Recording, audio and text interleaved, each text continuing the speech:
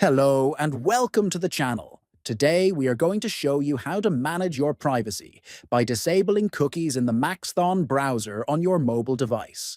This is a simple yet important setting that helps protect your online. First, open the Maxthon browser on your mobile device. Next, look at the bottom right corner and tap on the three dots menu. Then, from the menu that appears, tap on Settings.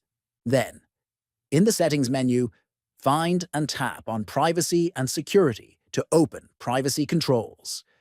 After opening Privacy and Security, look for the option labeled Allow Cookies.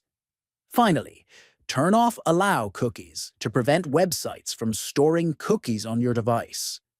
This will help you control your data and reduce tracking while browsing online. If you found this video helpful, please like, share, and subscribe to the channel for more tutorials and tech tips.